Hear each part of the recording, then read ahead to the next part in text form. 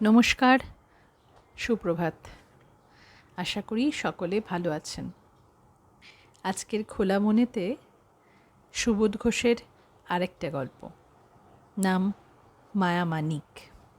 এই গল্পটি একজন মানুষের, তার নিজের তৈরি করা স্বপ্নের, নিজের কল্পনার সঙ্গে কিছু বাস্তব পরিস্থিতির অবস্থাগুলো তার আশা দিয়ে মিলিয়ে ফেলবার, গুলিয়ে ফেলবার, এবং তারপরে আশাহত হলে সেই নিজের চিন্তাধারা, নিজের ইচ্ছে, নিজের যে থট প্রসেস, সেইগুলোকেই সন্দেহ হয় এবং সঙ্গে সঙ্গে মনের মধ্যে দানা বাঁধে কিছু কুসংস্কার। অথচ সেটা যখন ঘটে না, তখন শুরু করছি মায়া মানিক। মানিক আর মানিক স্টোর্সের বয়স সমান। একই দিনে মানিক আর মানিক স্টোর্সের জন্ম, কিন্তু বয়সটা কত? মাত্র 3 বছর। বিগত 3টি বছরের বাতাসে একটু একটু করে বড় হয়ে মানিক আজ 4 বছরে পা দিল। আজ মানিকের জন্মদিন। কিন্তু মানিক স্টোর্সেরও কি জন্মদিন? বিগত 3টি বছরের বাতাসে একটু একটু করে কেমনতর হয়ে শেষ পর্যন্ত কি হয়ে গেল মানিক স্টোর্স, সে কথা আপাতত থাক। আজ আবার সেই 11ই চৈত্রটি দেখা দিয়েছে। আজ থেকে 3 বছর আগে, যেদিন মানিক আর মানিক স্টোর্স দেখা দিল পৃথিবীতে। 3 বছর আগের সেই অদ্ভুত একটা দিনের ইতিহাসই সবার আগে বলে নিতে হয়। এই পাড়ার এবং এই ঘরেরই জানলার কাছে বসে 3 বছর আগের সেই 11ই চৈত্রকে দু চোখের বিস্ময় দিয়ে বুঝতে চেষ্টা করেছিল নরেন, এবং বুঝতেও পেরেছিল। আকাশের রঙটা যেন কেমন কেমন মনে হয়। মল্লিকবাবুদের বাগানে মস্ত বড় অশ্বত্থের মাথায়, বুকে ও কোলে লক্ষ লক্ষ নতুন পাতা ঝিরঝির করে। দেখা যায় ঘুঁটেওয়ালির ঘরের চালা ছাপিয়ে মালতীর লতা নরেনের বাড়ির উঠোনের ওপর এসে নেমে পড়েছে। বাতাসের গা থেকে দুপুরের জ্বালা পালিয়ে যায়। হঠাৎ কেমন মিষ্টি মিষ্টি আর ফুরফুরে হয়ে যায়। বড় অদ্ভুত এই দিনটা। আর অদ্ভুত অশ্বত্থের ওই লক্ষ লক্ষ কচি পাতার ভিড়, যেন লক্ষ লক্ষ শিশু প্রাণের কতগুলি পিপাসী ওষ্ঠ, যেমন কোমল, আর রঙটাও তেমনি নতুন শোণিতের আভার মতো। হঠাৎ শাঁখের শব্দ বেজে ওঠে পাশের ছোট ঘরটার ভিতর। সে শব্দে রঙিন হয়ে ওঠে নরেনের মুখ। ওই শাঁখের শব্দে 11ই চৈত্রের সমস্ত আলো, ছায়া আর শব্দগুলি যেন এক একটা ফুল হয়ে ফুটে উঠল। ছোট বাড়ি, ছোট দুটি ঘর, আর একটা ছোট উঠোন। পাড়াটাও ছোট, প্রতিবেশীরাও ছোট ছোট মানুষ। কিন্তু এই সব ছোটতার মধ্যেই মুহূর্তের ভিতরে মস্ত বড় একটা জগতের গর্ব এনে দিল ওই শাঁখের শব্দ। ছোট্ট ঘরের ভিতর প্রতিবেশিনী মেয়েদের ভিড়, উঠান ভরা কলরব আর চাঞ্চল্য। সব শব্দের স্নায়ুজাল জড়িয়ে একটা নবাগত প্রাণের কান্না থেকে থেকে কেঁপে উঠছে। ধাই এসে ডাক দিল, কই গো ছেলের বাপ, ছেলের কপালে সোনা ছুঁইয়ে মুখ দেখে যাও। বাক্স হাতড়ে সোনা খোঁজ করেন নরেন। সত্যি তো, এই আনন্দকে সোনা ছুঁয়ে অভ্যর্থনা করাই তো উচিত। আরও বেশি আহ্লাদের সুর ছড়িয়ে ধাই ছড়া কাটে। মানিক এলো ঘরে, এ মানিক যেমন তেমন নয়, মানিকের ছোঁয়া লেগে যেন ধুলো সোনা হয়। ধাইয়ের ছড়া বর্ণে বর্ণে বিশ্বাস করতে পারে নরেন। মনে হয় একটুও বাড়িয়ে বলেনি ধাই। ছেলের কপালে সোনা ছুঁইয়ে ঘরের বাইরে এসে একবার দাঁড়ায় নরেন। যদিও আর বেশিক্ষণ দাঁড়িয়ে থাকার সময় ছিল না, কারণ আজ তার জীবনের আর একটা সোনা ছোঁয়ানো আকাঙ্ক্ষার প্রতিষ্ঠার দিন। এই ছোট পাড়া থেকে বেশ কিছুটা দূরে বাজারের দিকে অনেকখানি এগিয়ে যাবার পর পথের পাশে সারি সারি অনেকগুলি টিনের একচালা ঘর দেখা যায়। এর মধ্যে একটি একচালা ঘর ভাড়া নিয়েছে নরেন। নরেনের দোকান। রকমারি পুতুল, লেস, ফিতা, আলতা, এসেন্স, বিস্কুট, লজেন্স ও চকোলেটের সম্ভার রাধাবাজারের মহাজনের আড়ত থেকে চলে এসেছে। মহাজনের লোক এবং মুটে অনেকক্ষণ ধরে দোকানি নরেনের প্রতীক্ষায় দাঁড়িয়ে আছে। ছোট একটি মাটির গণেশ, কিছু ফুল এবং একটি ধূপদান হাতে নিয়ে একচালা ঘরের কাছে এসে থামল নরেন। জিনিসপত্র বুঝে নিয়ে মহাজনের লোককে বিদায় দিল। ধূপ জ্বালিয়ে সিদ্ধিদাতা গণেশের পায়ের কাছে সোনার একটা কুচি আর ফুল রেখে প্রণাম করে নরেন। খেরো বাঁধানো একটা খাতার ওপর চন্দনের ফোঁটা দিয়ে বারবার 3 বার প্রণাম করে। টিনের চালা এবং কাঁচা ইটের দেওয়াল। ছোট্ট এই দোকান ঘরকে ভরে তুলতে খুব বেশি জিনিসের দরকার হয় না। সব জিনিস সাজিয়ে ফেলতে খুব বেশি সময়ও লাগে না। দোকান সাজানো হলো। হ্যাঁ, আর একটা কাজ বাকি আছে। দোকানের একটা নামকরণ। খুব পয়া নাম দিতে হবে, যে নামের দৈবী প্রভাবে নরেনের জীবনের সব দীনতা ঘুচে যাবে। ভাগ্যের দুয়ার খুলে যাবে যে নামের অমোঘ গুণে। সেই রকম একটি সোনা বাঁধানো নাম চাই, যে নাম নরেনের কারবারি আকাঙ্ক্ষাকে লাভে লাভে সোনা করে দেবে। সেই রকম একটি সর্বশুভ নাম। 11ই চৈত্রের আত্মাটা যে আনন্দে মুখর হয়ে উঠেছে, সেই আনন্দকেই কে যেন নরেনের বুকের ভেতরে মুখ এগিয়ে দিয়ে ফিস ফিস করে বলে গেল, ওর নাম মানিক। জ্বলন্ত ধূপকাঠি সৌরভ ছড়ায়। চুপ করে ভাবতে থাকে নরেন।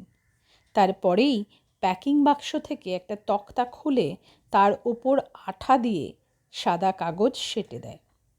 নীল লাল পেন্সিল দিয়ে বড় বড় অক্ষরে লেখে মানিক স্টোর্স।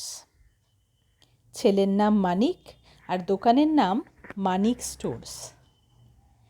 নরেনের জীবনে দুটি সৌভাগ্যের আবির্ভাব দিবস হলো এই 11ই চৈত্র। দুটি সোনা ছোঁয়ানো ঘটনার নামকরণের দিবস হলো এই 11ই চৈত্র।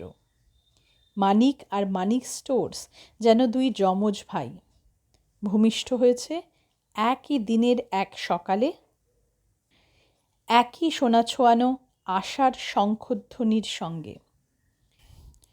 সত্যি সত্যি মনে প্রাণে বিশ্বাস করে নরেন, সুখের দিনের শুরু হলো এবার। না হয়ে পারে না, নইলে দুটি সম্পদের আবির্ভাব কেন এমন করে প্রায় একই লগ্নে মিলে যায়?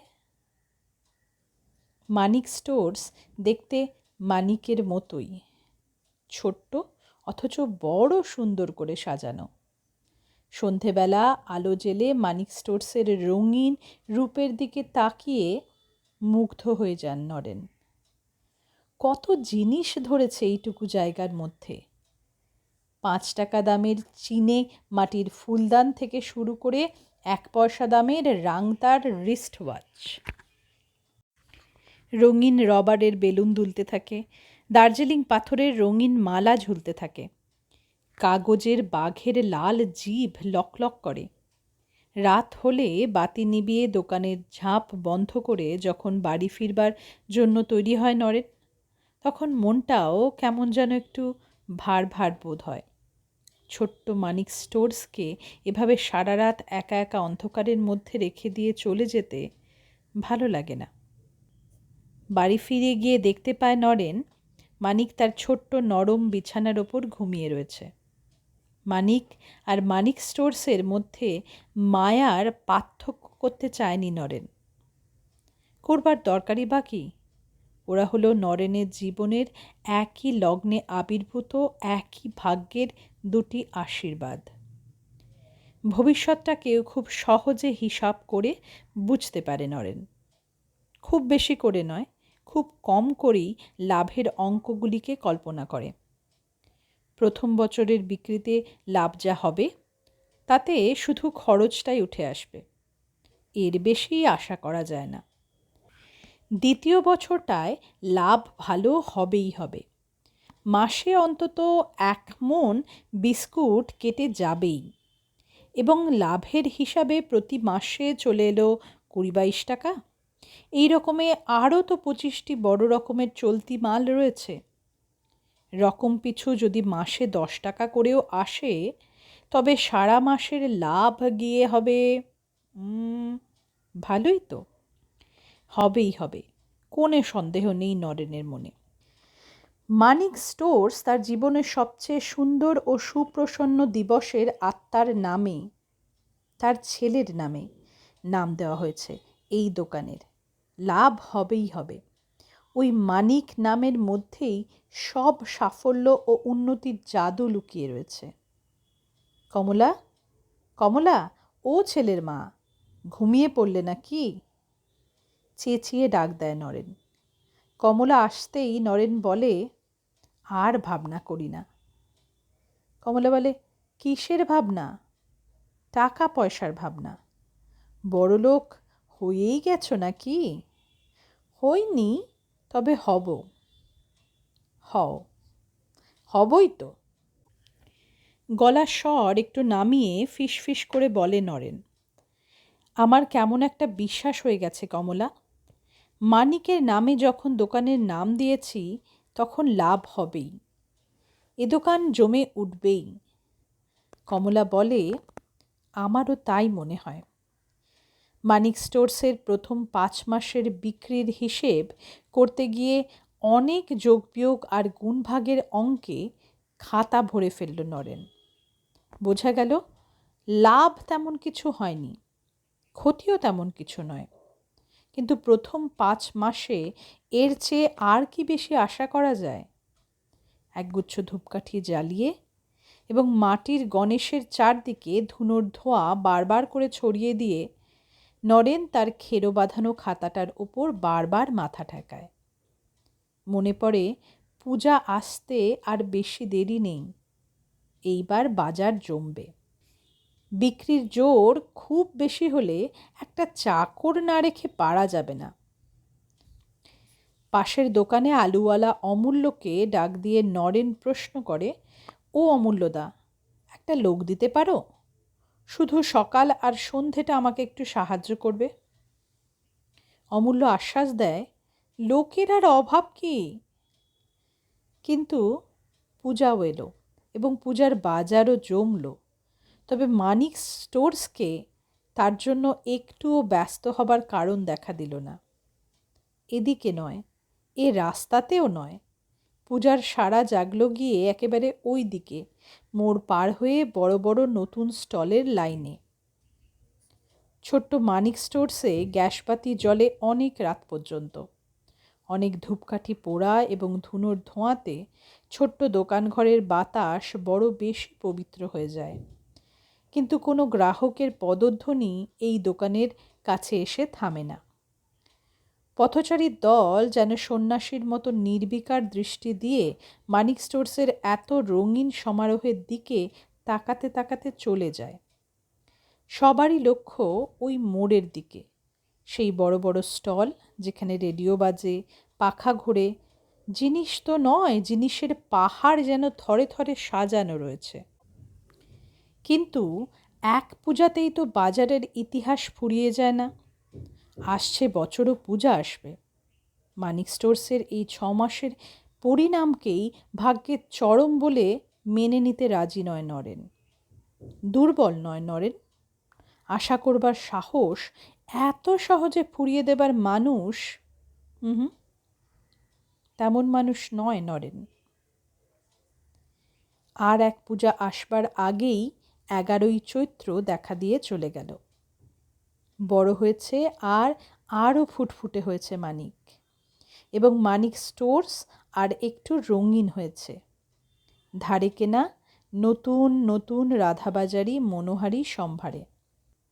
জন্মদিনের উৎসবে চন্দনের ফোঁটা পড়েছে মানিকের কপালে আর মানিক স্টোর্সের সাইনবোর্ডে। লাভ লোকসানের হিসাব খতিয়ে দেখেছে নরেন।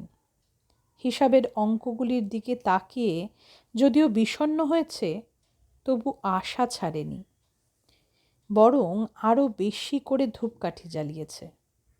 বিশ্বাস করে নরেন এ লোকসানের বিভীষিকা আর বেশি দিন থাকবে না।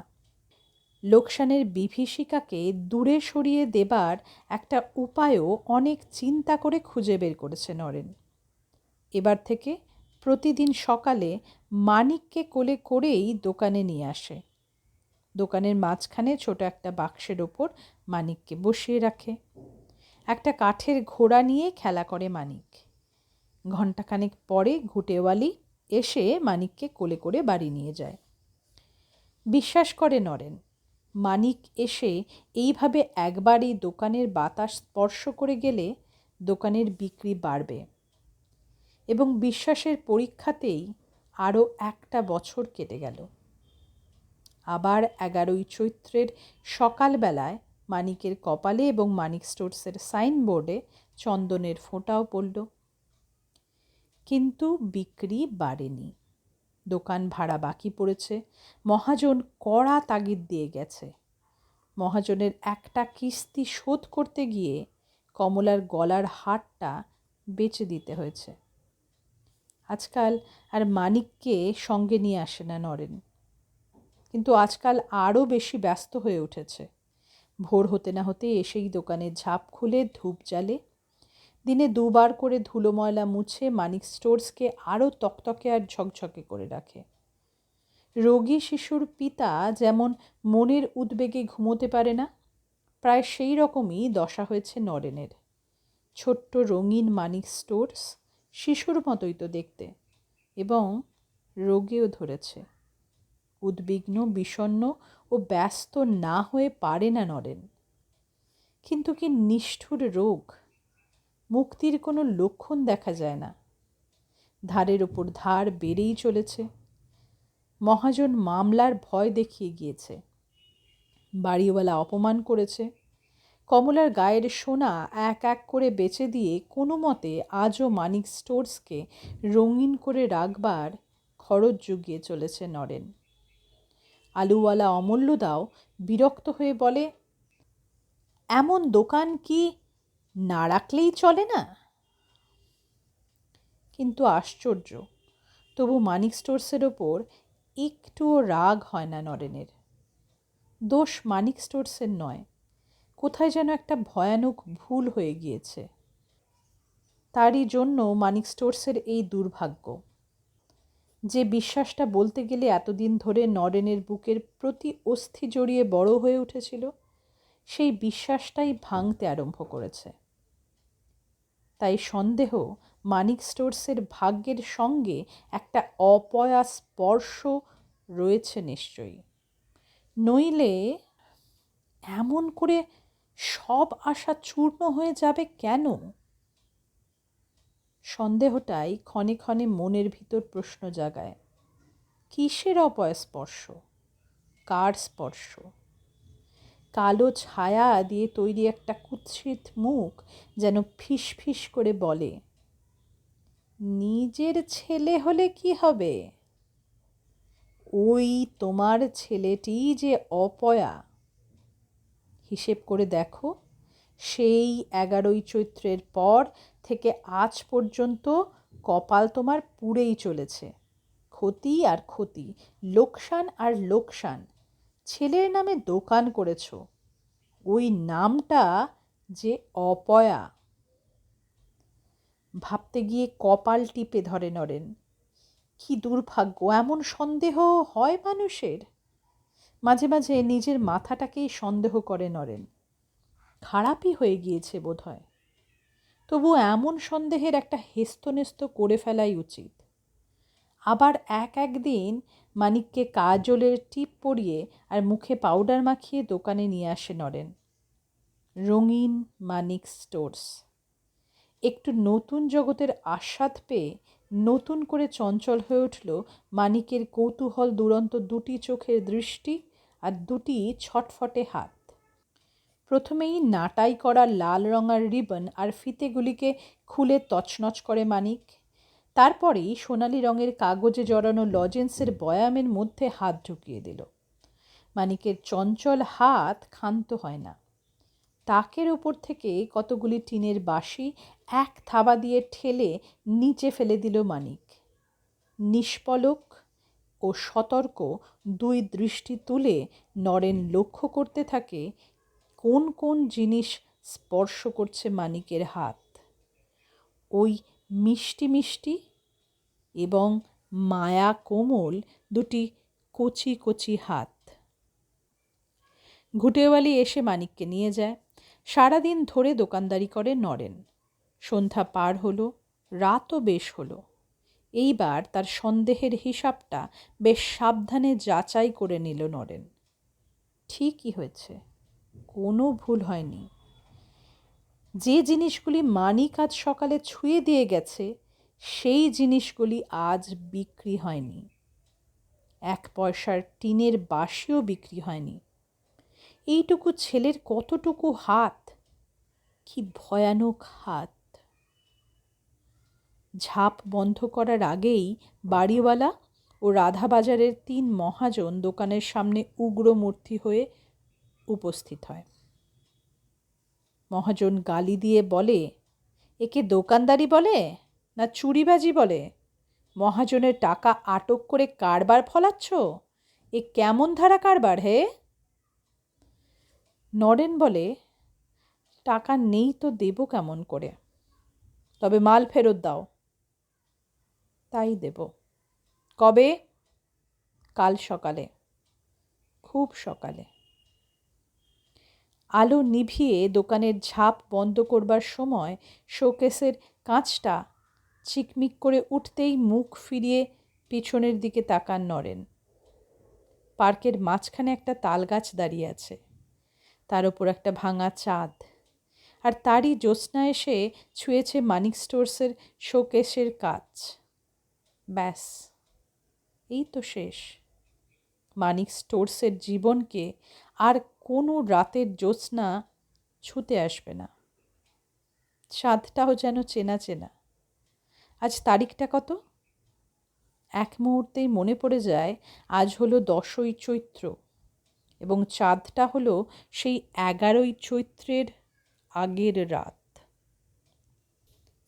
রাত ফুরোলেই দেখা দিল এক প্রত্যাশিত কাল, চৈত্র মাসের 11। কমলাকে কোনো কথা না জানিয়ে এবং সূর্য উঠবার আগেই বের হয়ে গেল নরেন। রাধাবাজারের 3 মহাজন এবং বাড়িওয়ালা আরও ভোরে এসে দাঁড়িয়েছিল নিঃশব্দ ও ঘুমন্ত মানিক স্টোর্সের সম্মুখে। ঝাঁপ খুলে নরেন ঢুকেই দুহাত দিয়ে হিড়হিড় করে জিনিসপত্রগুলো এক তাক থেকে নামিয়ে ফেলে। মহাজন বলে, আহা, এলোমেলো করো না, আমরাই লিস্টই করে ফেলেছি, তুমি শুধু দাঁড়িয়ে দাঁড়িয়ে দেখো। জিনিসপত্রের লিস্টই করতে এবং দামের হিসাব করতে খুব বেশি সময় লাগলো না। 3 মহাজন ও বাড়িওয়ালা হিসেব করে মাল ভাগাভাগি করে ফেলে। বাড়িওয়ালা বলে, তাহলে নরেন, এইবার তোমার কাছে পাওনা গিয়ে দাঁড়ালো মোটামুটি 62 টাকা 12 আনা। উত্তর দেয় না নরেন। তাকিয়ে দেখে মানিক স্টোর্স সাইনবোর্ডটা ঝুলছে। যেন চিতায় চড়ানো মানুষের মুখটা এখনো দেখা যাচ্ছে, পুরে ছাই হয়ে যায়নি। এক লাফ দিয়ে একটা টুলের ওপর উঠে দাঁড়ায় নরেন।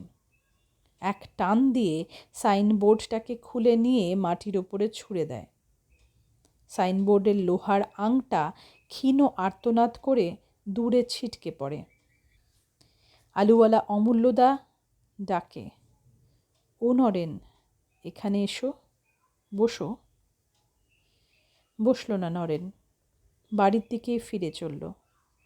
যেন জীবনের এক রঙিন আকাঙ্ক্ষার সব চিতায় তুলে দিয়ে ধীরে ধীরে হেঁটে চলে যায় এক শোকার্তের মূর্তি। ঘরে ঢুকেই মেঝের ওপর মাদুর পেতে শুয়ে পড়ল নরেন। কমলা কাছে এসে বিস্মিতভাবে বলে, শরীর খারাপ হলো নাকি? নরেন বলে, শরীর খুব ভালো, তবে ওঠো। কেন? কেন মনে পড়ছে না? না। শুয়ে শুয়েই পাশ ফিরে অন্যদিকে মুখ ঘুরিয়ে নেয় নরেন। কমলা বলে, মানিকের জন্য নীল রঙের একটা কামিজ কিনে নিয়ে এসো। নিরুত্তর নরেনের গায়ে হাত দিয়ে ঠেলা দিয়ে কমলা আবার বলে, আর আধশের বাতাসা। নরেন ঘাড় ফিরিয়ে তিরস্বরে প্রশ্ন করে, কিসের জন্য? কমলা বিস্মিতভাবে বলে, আজ তোমার মানিকের জন্মদিন। মাদুরের ওপর উঠে বসে নরেন। কমলার দিকে আর একবার তীব্রভাবে তাকিয়ে বলে, আজ হলো আমার মানিক স্টোর্সের মৃত্যুদিন। আর্তনাদ করে নরেনের হাত চেপে ধরে কমলা। কি হয়েছে বলো, বাড়িয়ে বলো না। নরেন খুব শান্তস্বরে বলে, দোকান উঠে গেল। আস্তে আস্তে চলে গিয়ে রান্নাঘরের উনানের কাছে এসে বসে কমলা। হাঁটুর ওপর কপাল চেপে চুপ করে থাকে।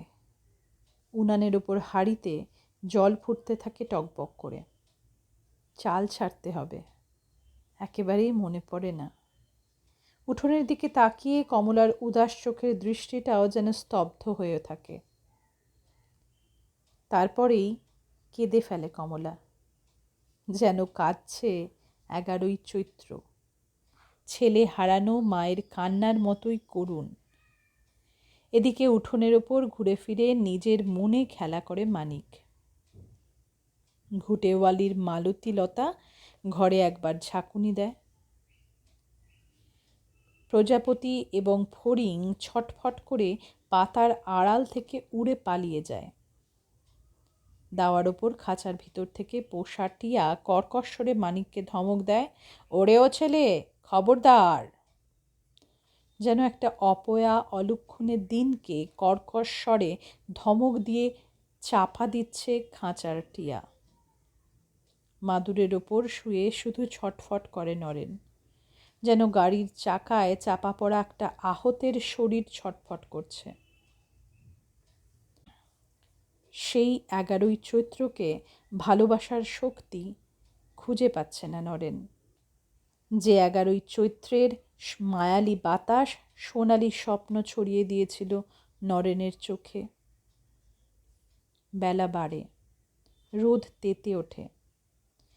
এতক্ষণে কান্না থামিয়েছে কমলা।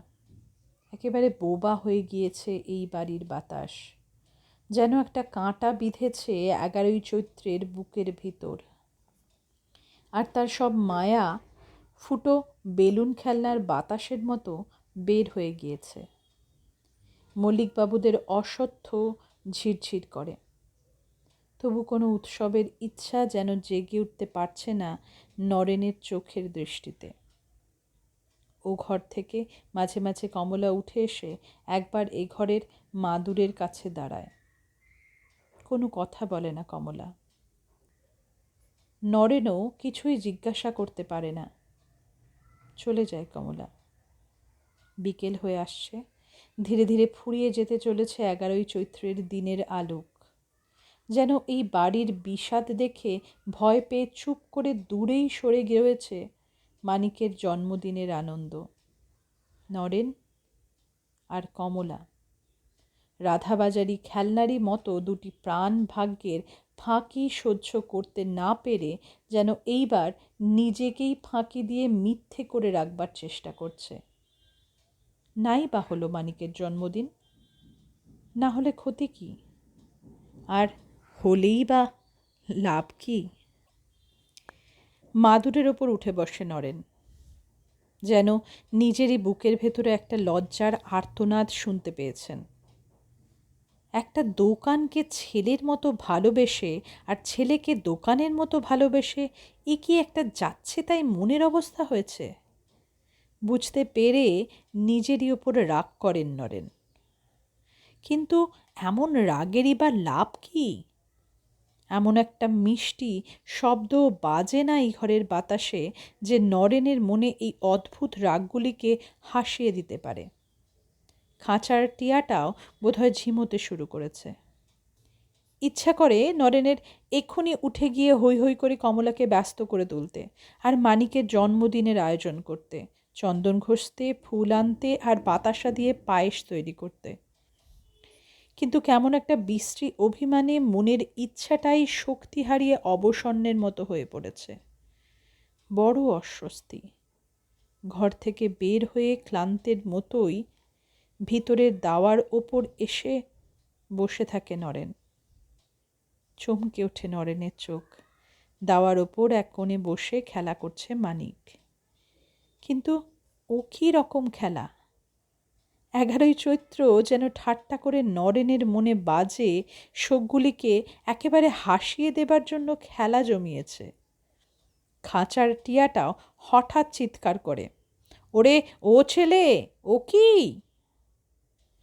টুকরো টুকরো কাগজ, কতকগুলি দেশলাইয়ের খোল, কতকগুলি কাঁকড়, মালতীলতার কতকগুলি পাতা, 2টো ইঁট আর 5-7 রকমের আবর্জনা সাজিয়ে বসে আছে মানিক। চুপ করে দাঁড়িয়ে দেখতে থাকে নরেন। তারপরেই গলা ভাঙা স্বরে প্রশ্ন করে নরেন, এ কি হচ্ছে মানিক? মানিক উত্তর দেয়, আমাল দোকান। হাসতে গিয়ে চোখে হাত দেয় নরেন। মানিক আবার বলে, ভালো তকলে তাতে বাবা। নরেন বলে, দাও 2 পয়সার চকলেট দাও। 2টো কাঁকড় নরেনের হাতে তুলে দিয়ে মানিক বলে, থাও। খাওয়ার ভঙ্গি করে নরেন। খেয়েছি। মানিক প্রশ্ন করে, মিত্তি? নরেন বলে, খুব মিষ্টি বাবা। চোখের কোণ দুটো মুছবার জন্য হাত তুলেই দেখতে পায় নরেন কমলা এসে দাঁড়িয়েছে।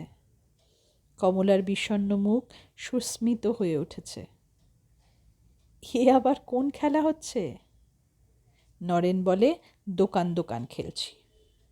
তারপরই ব্যস্ত হয়ে ওঠে। এলোমেলোভাবে ঘরের এদিক ওদিক যায় আর আসে, জামার পকেটে হাত দেয়। কমলা আস্তে আস্তে বলে, বোধহয় ভুলেই গিয়েছ যে।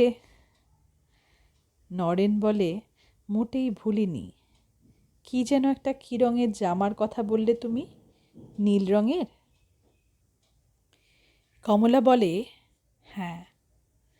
মানিকের কপালে জন্মদিনের আনন্দ এঁকে দেবার জন্য চন্দন খোঁজে কমলা, আর নীল রঙের জামা কিনতে চলে যায় নরেন।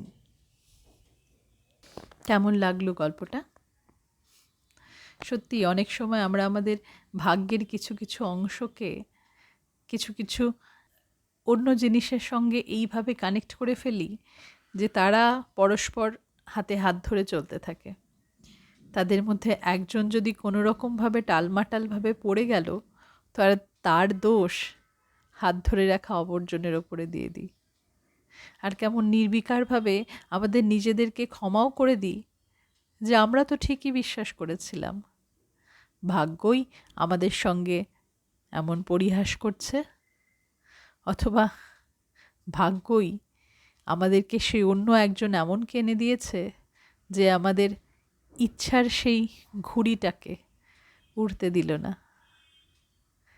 যাই হোক, শেষ পর্যন্ত নরেন তার ভুল বুঝতে পারল। ভালো থাকুক নরেন, কমলা আর মানিক। আবার বেঁচে উঠুক নতুন করে নরেনের স্বপ্ন। আপনারাও ভালো থাকুন সকলে। আবার একটা গল্প নিয়ে আবার আসব। সবাই খুব ভালো থাকুন। ধন্যবাদ।